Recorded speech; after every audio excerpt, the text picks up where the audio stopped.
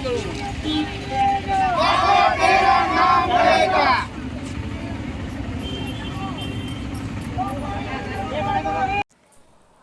આપ જોઈ રહ્યા છો મારો અવાજ ન્યૂઝ। વડનગર અનુસૂચિત જાતિ અને વડનગર શહેર ભાજપ દ્વારા ડૉક્ટર બાબા સાહેબ આંબેડકર જયંતિ ઉજવણી કરવામાં આવી। 14મી એપ્રિલ ડૉક્ટર બાબા સાહેબ આંબેડકર જયંતિ નિમિત્તે વડનગર રોહિતવાસમાંથી રેલી સાથે કાર્યક્રમનું આયોજન કરવામાં આવ્યું હતું। વડનગર શહેર ભાજપના સંગઠનના પ્રદેશથી બુથ સુધીના વડનગર શહેરમાં રહેતા તમામ પદાધિકારીઓ અને કાર્યકરો, નગરપાલિકાના સદસ્યો આ કાર્યક્રમમાં ઉપસ્થિત રહ્યા હતા। રોહિતવાસથી પદયાત્રા ભીમ ચોક ખાતે ડૉક્ટર બાબા સાહેબ આંબેડકરના ફોટા ઉપર પુષ્પાંજલિ અર્પણ કરવામાં આવેલ, તેમજ મેન બજારમાં લાઇબ્રેરીએ બાબા સાહેબના ફોટા ઉપર પુષ્પાંજલિ કરવામાં આવેલ।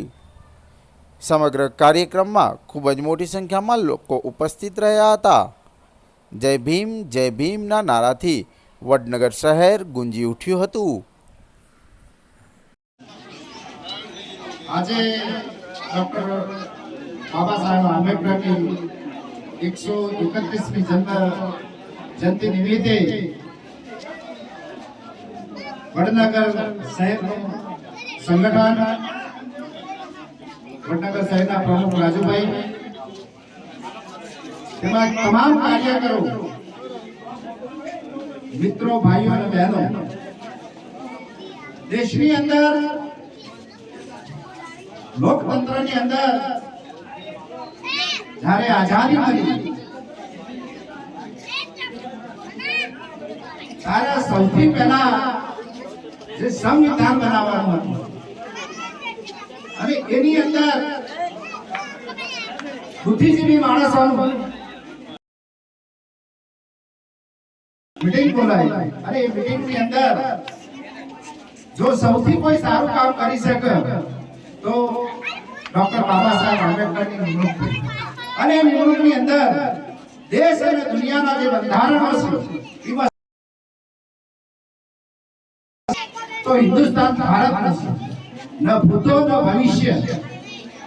આજે પણ આપણે ડૉક્ટર બાબા સાહેબ આંબેડકરને એટલા માટે યાદ કરીએ છીએ કે દુનિયાના દેશો કરતા સર્વશ્રેષ્ઠ જો બંધારણ હોય આપણા ઘડવૈયા ડૉક્ટર બાબા સાહેબ આંબેડકરે એ વખતની પરિસ્થિતિની અંદર પીછડાયેલા લોકો હોય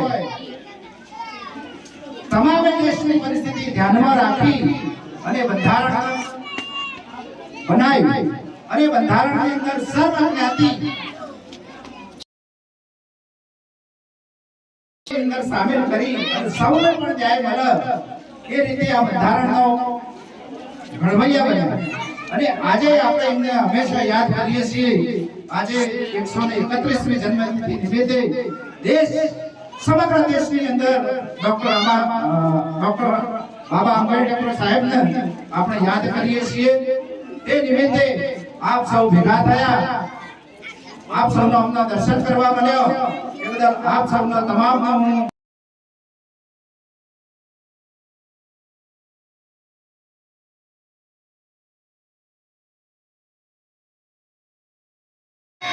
વંદે। આજે પરમ શ્રદ્ધેય ડૉક્ટર બાબા સાહેબ આંબેડકર નો જન્મ દિવસ એટલે ભારતના ઇતિહાસની અંદર જે વિશ્વના બધા જ દેશોની અંદર જો સુવ્યવસ્થિત અને બંધારણીય રીતે જો કોઈ ઘડાયેલો કે વરાયેલો દેશ હોય તો એ આપણો ભારત દેશ છે। અને એ બંધારણની રચનાના રચયિતા આપણા ડૉક્ટર બાબા સાહેબ આંબેડકર કે જેમણે બંધારણનું સુચારું આયોજન, સમાજ જીવન, સમાજ વ્યવસ્થા અને ભારતની લોકશાહીને મજબૂત બનાવતું હતું। ભારતના લોકોને અનુરૂપ એવું આ બંધારણની રચના કરી છે। એવા આંબેડકર સાહેબનો આજે 14 એપ્રિલ જન્મદિવસે પ્રતિવર્ષ આપણે એમને આ રીતે યાદ કરીએ છીએ.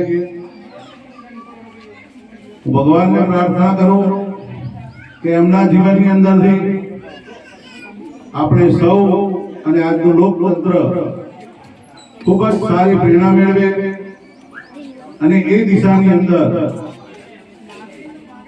કાર્ય કરી આ દેશને અખંડ રાખવામાં, આ દેશને મજબૂત બનાવવામાં ખૂબ જ મહત્વનો ફાળો આપે એ જ અભ્યર્થના.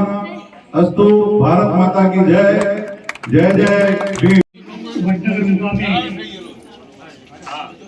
બાબા સાહેબ આંબેડકરની જન્મતિથિ નિમિત્તે આપણા વડનગર શહેરના પ્રમુખ વડીલ આદરણીય શ્રી રાજુભાઈ સાહેબ, સંગઠનના સૌ પદાધિકારી સાથે આપણા મોહલ્લામાંથી સર્વે પરિવારના ભાઈઓ અને બહેનો, મિત્રો, બહુ વિશેષ વાત નહીં કરી, માત્ર બે જ વાત કરીએ.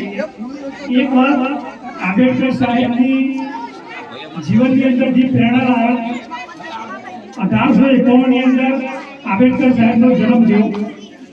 એમના પિતાનું નામ રામજીભાઈ, માતાનું નામ ભીમાબાઈ. બોમ્બે યુનિવર્સિટીમાંથી એમને અભ્યાસ કર્યો, પોલિટિકલ સાયન્સનો. વધુ અભ્યાસ કોલંબિયાથી કર્યો. એ બધું કર્યા પછી જ્યારે આપણા સાહેબ પ્રમુખ રાજુભાઈએ જે વાત કરી, તો ભારતનું બંધારણ ઘડવામાં એમનો અમૂલ્ય ફાળો. અમેરિકા વિશ્વની મહાસત્તા ગણાય, એ પણ આંબેડકર સાહેબને એટલું જ પ્રાધાન્ય આપ્યા. મિત્રો, આ બધા પાછળનો મુખ્ય આશય એક જ હતો, આંબેડકર સાહેબને પ્રાધાન્ય આપવાનું. અહીંના યુવા મિત્રો માટે ખાસ પ્રેરણાદાયી કે આંબેડકર સાહેબ જોડે શિક્ષણ હતું અને એ શિક્ષણના સહારે, એ શિક્ષણના કારણે આજે આપણું ભારત જ નહીં પરંતુ વિશ્વનો સમગ્ર સમાજ આંબેડકર સાહેબને જે સલામ ભરે છે, જે માન આપે છે, એ માન જો આપણા બાળકોને પણ મેળવવું છે તો આવનાર સમયની અંદર આપણી યુવા પેઢીને પણ શિક્ષણ માટે જાગૃત રહેવું પડશે અને વાલીઓએ પણ શિક્ષણને પ્રાધાન્ય આપવું પડશે. આજના પ્રસંગે અમને સૌને બોલાયા એ બદલ આપ સૌનો હૃદયપૂર્વક ખૂબ ખૂબ આપણે સાથે રહીને બનાવીએ. જો એવો તમારો મને સાથ સહકાર મળે ને આજે તમે અમને એવો વચન આપો કે ભવિષ્યની અંદર જ્યારે પણ જરૂર પડશે ત્યારે મેં તમારી સાથે ઉભા રહીશું, તો આપનો આ તબક્કે અમે ખૂબ આભાર.